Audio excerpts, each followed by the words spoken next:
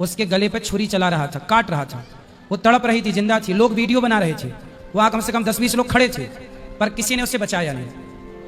मतलब आजकल सबको वीडियो चाहिए, कंटेंट चाहिए। कौन है आपके माता पिता? नहीं। कोई नहीं। क्यों? बताओ बताओ, हमें बताओ, कौन कौन है आपके घर में? पिता कहाँ आपके? एक्सपायर हो गए। कब? 9 महीना की थी तभी। और माँ?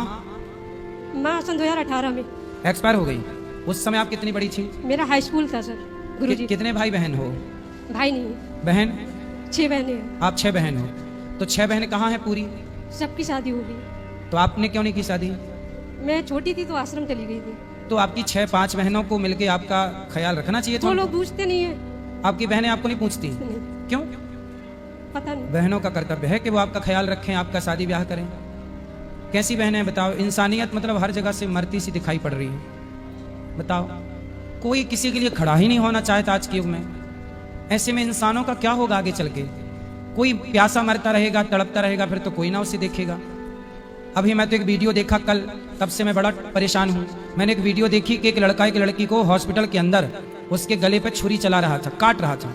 वो तड़प रही थी, जिंदा थी। लोग वीडियो बना रहे थे, वहां कम से कम 10-20 लोग खड़े थे, पर किसी ने उसे बचाया नहीं। मतलब आजकल सबको वीडियो चाहिए, कंटेंट चाहिए। यहाँ वीडियो सब बनाएंगे, पर बचाने का कोई नहीं। उदाहरण है वो हॉस्पिटल का, मैंने कल देखा वीडियो।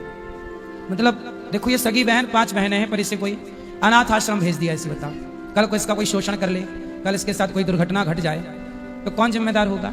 जब अपने ही साथ नहीं देंगे तो भला अपनों का साथ देगा कौन? फिर अपनों के होने का मतलब क्या है? फिर भाई का होने का मतलब, बहनों के होने का मतलब क्या है? यदि हम अपनों का साथ नहीं दे रहे हैं तो सोचिए ऐसी समाज और किसका साथ देगी जो अपनों का साथ नहीं निभा रही है। बेटा बताओ, मैं आपकी क्या सेवा करूं? गुरुजी, मैं शुरुआत करना चाह रही हूँ, लेकिन समझ नहीं आ रहा कहाँ से। कितनी उम्र है आपकी? 20 हो गया है। 20 वर्ष हो गई। जुलाई में हो जाएगा। तो आप अच्छे से लड़के को ढूंढ के विवाह कर लो। मैं मैं आपका भाई बनकर आपका विवाह कराऊंगा, मस्त यहीं से, दान दक्षिणा अच्छी देके। गुरुजी, मैं अभी पढ़ाई भी कर रही हूँ, मेरा BA फाइनल ईयर है। नहीं तो आप पढ़ाई करो, पर विवाह के बाद भी तो पढ़ाई हो सकती है ना बेटा। लेकिन भरोसा नहीं है। किस पर? किसी पे नहीं है। भगवान पे भी नहीं? भगवान पे है, लेकिन किस पे नहीं है बताओ? समाज पे नहीं है। हाँ, समाज तो भरोसे के योग्य है ही नहीं, ये बात आप ठीक कह रही हो। जब आपका अपना परिवार ही भरोसे के योग्य नहीं है, आपकी अपनी बहनों ने भरोसा नहीं रखा, तो समाज पे क्या उम्मीद कोई करे? आज समाज पे विश्वास करके ही तो लोग ब्याह करते हैं, पर विश्वास करने के बाद भी क्या होता है?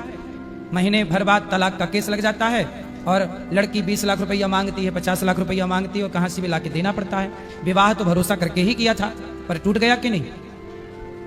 तो आज के युग में ऐसी समाज का निर्माण हो चुका है जिस समाज पर भरोसा नहीं किया जा सकता। लड़की भरोसा कर रही है, उसे धोखा मिल रहा है। लड़के भरोसा कर रहे हैं, उसे धोखा मिल रहा है।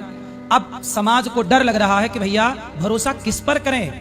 सोचिए कितना खतरनाक समय आके आपके सामने खड़ा है कि अब आप अपने सगे भाई पे भरोसा नहीं कर सकते, आप अपनी माँ पे भरोसा नहीं कर सकते। सोचिए वो माँ, वो लड़की, उसका ब्याह लगा एक लड़के के साथ, तो माँ ही उस होने वाले दामाद के साथ भाग गई। सुना कि नहीं केस? अब बताइए, वो माँ जिस लड़के को अपनी बेटी के लिए चुना, खुद माँ उसके संग भाग गई, तो ये बेटी का भरोसा तोड़ा कि नहीं माँ ने? बोलो, बात भागने की नहीं है साहब, बात इस धरती से भरोसे के उठने की है कि अब भरोसा ना माँ पे, ना पिता पे, ना बहन पे, ना भाई पे। अब भरोसा मैं कहता हूं केवल एक पे। जगत भरोसा तोड़ देगा बेटा, पर जगन्नाथ भरोसा नहीं तोड़ेंगे। एक भरोसा भगवान पे जरूर रखिएगा, और जो भगवान पे भरोसा रखते हैं तो भरोसे वाले लोगों की व्यवस्था आपके लिए भगवान ही कराते हैं।